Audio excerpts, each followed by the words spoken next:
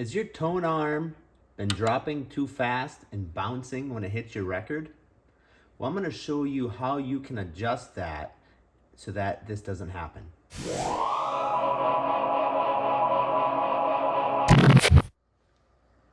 So one of the problems that starts happening with turntables after some time is when you go to lift your tone arm or when you drop your tone arm, they can sometimes drop too fast and lift too fast.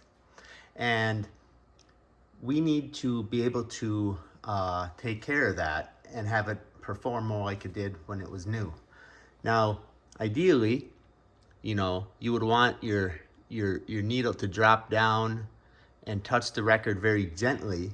You don't want it dropping down and bouncing. You could potentially scratch the record, damage the stylus, and so on. So I'm going to show you how you can take care of this issue. Now this is a Fluence turntable. It's an RT80. The same would go for many of their models, and similar procedures could be done on other turntables as well. This is nothing that is unique necessarily to Fluence. So what we're going to need to do is we're going to need to adjust the damping mechanism. Now the damping mechanism is right here, and we're not necessarily going to adjust it. What we're going to do is we're going to be oiling it. So what happens is there's damping oil in there that will help lower or slow the lowering of the tone arm. And over time that oil can dry up and it just doesn't provide that damping that it needs to. So what we're going to be doing is we're going to be removing the tone arm lowering part here and adding a drop or two of a particular oil. And there's a link down below. It's the oil we're going to be using. It's called Super Lube multi-use synthetic oil, and the part number is 51004. There'll be a link down below. I just got it on Amazon. I think it was about $10 for that bottle. So let's get to it. So the first thing you're going to want to do is you're going to want to raise the arm, and you're going to want to take this head shell off because then we don't have to worry about damaging our stylus or any of this. So the first thing we're going to do is take that off. Then we can move our arm over, kind of get it out of the way, and we're going to take a screwdriver, and there's a screw right in here that we're going to remove.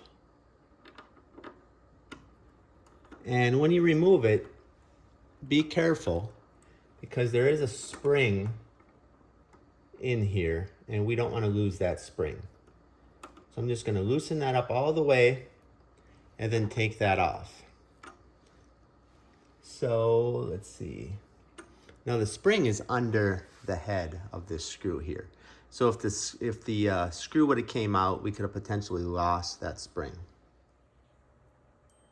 One thing I would like to point out is that the spring on this tone arm thing is on the bottom side. So if the spring happens to fall out and you didn't know where it went, it goes in from the bottom side here, and then the screw goes in from the top side.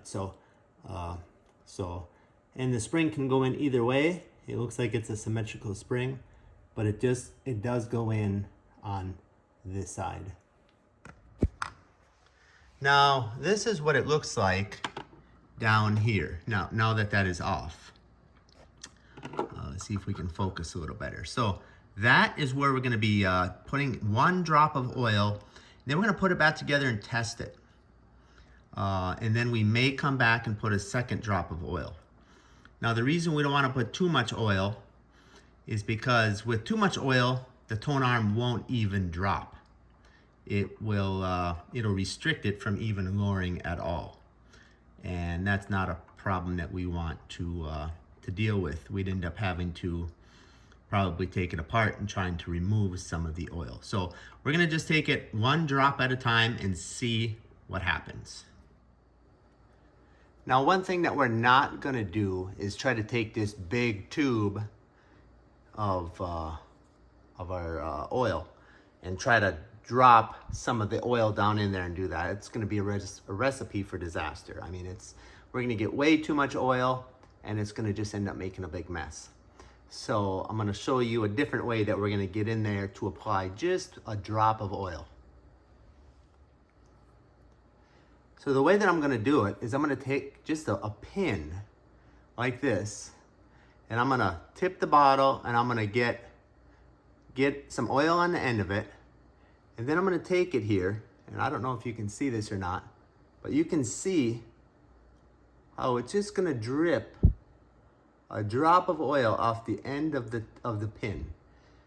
And I'm gonna do that, but instead of dripping it back into the bottle like I just demonstrated, I'm gonna take that one little drop of oil and I'm gonna apply it to the shaft on that damping, on the control arm damping mechanism there. I apologize if I get my hands in the way. It might be a little bit hard to get in there and still have the camera show you exactly what I'm doing, but I'll try my best. Okay, let's go ahead and get a little bit of oil on the end of the pin. Okay, now that I got a little bit of oil on the end of the pin, I'm gonna just apply it to this little shaft here, work it around a little, and we're gonna go ahead and put this piece back on and see how that worked for us.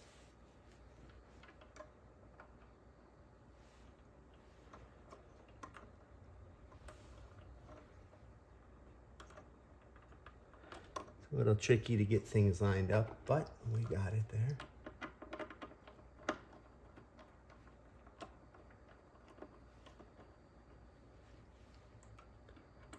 Okay.